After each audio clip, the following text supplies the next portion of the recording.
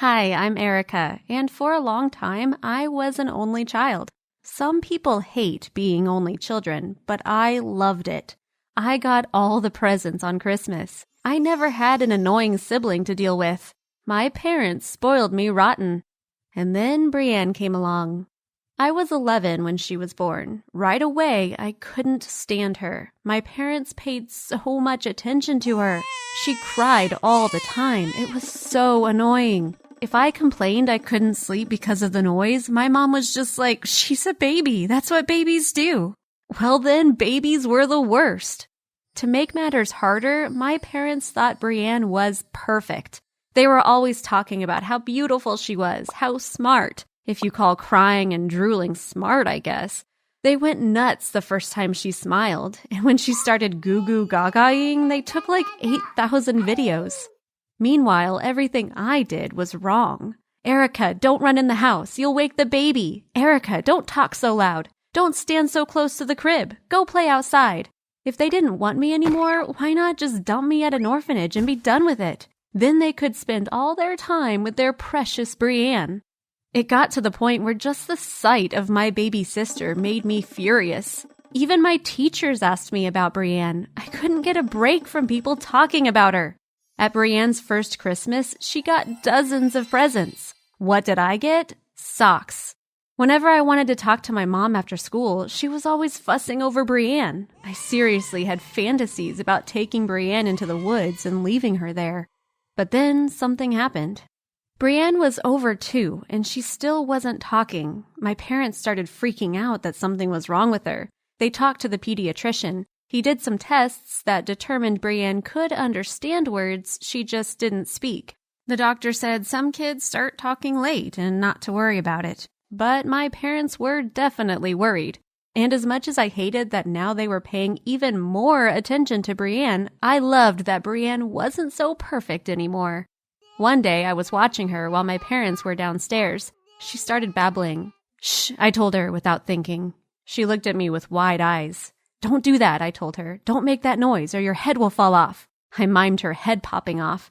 At first, I wasn't sure she understood, but the next time I caught her babbling, I said the same thing, and this time she started crying. It happened a few more times, and each time I'd tell Brienne a horrible story about what would happen if she talked. I told her I had special powers that let me do it, but that she'd be in big trouble if she tried.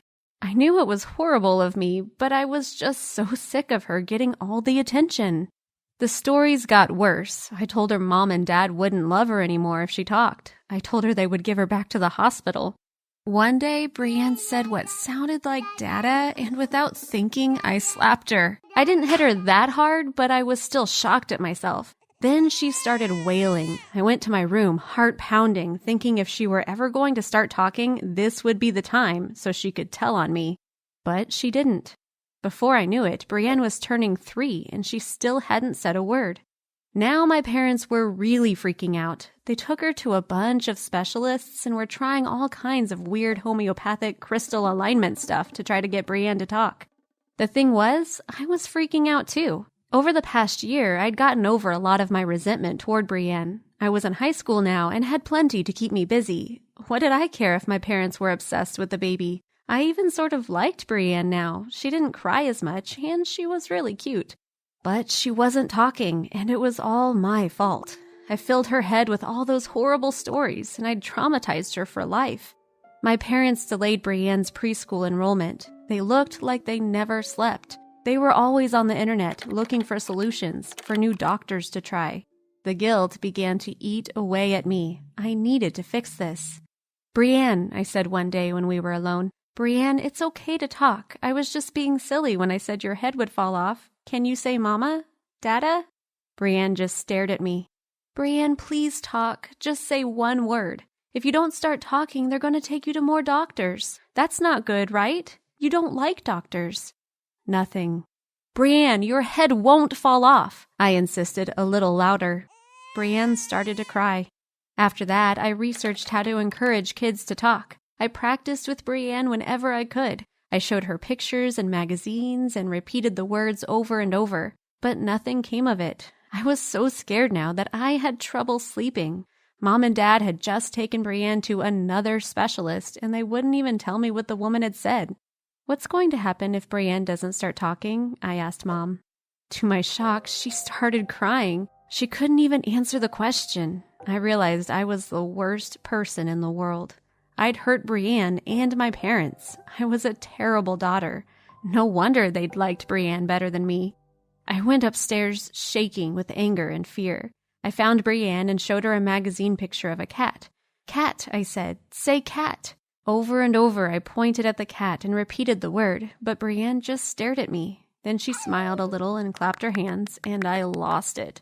"Just say cat!" I screamed at her. "How hard is it? Just say one stupid word, Brienne. What are you, an idiot?" I kept screaming at her to talk until I heard footsteps pounding up the stairs. My mom burst into the room and found Brienne crying and me shouting at her. Mom pulled me away. "Erica, what has gotten into you?" "She won't talk," I said, tears streaming down my face. "Erica, she won't talk," I interrupted, "and it's all my fault." "What do you mean?" Mom asked. So I told the whole story, all the awful things I'd said to Brienne over the past year. "I don't know why I did it," I sobbed. "You just thought she was so perfect, and at first I thought it was funny, but now she won't talk, even though I tried to tell her the truth." Mom took me aside and calmed me down. "Erica, Brienne's last specialist diagnosed her with a developmental disability. It's not your fault she can't talk." I tried to breathe slowly and listen to what she was saying, but my heart was still racing. It's not? No, it was very wrong of you to say those things to your sister, but that's not the reason. I wasn't the reason? I will never forget the feeling of relief her words made me feel. I was haunted by guilt for a very long time. I always thought it was me, but I was still worried. What's going to happen? Will she ever talk? They're hopeful that with some therapy she'll talk someday. We don't know much yet. "I'll try to help," I offered tentatively. "Like if there are exercises we need to do with her or something. I don't know if she'll ever trust me, but..." "That might be good for both of you," Mom said, "if you can promise me that you'll be kind to her." I said I promise, and I hugged my mom tight.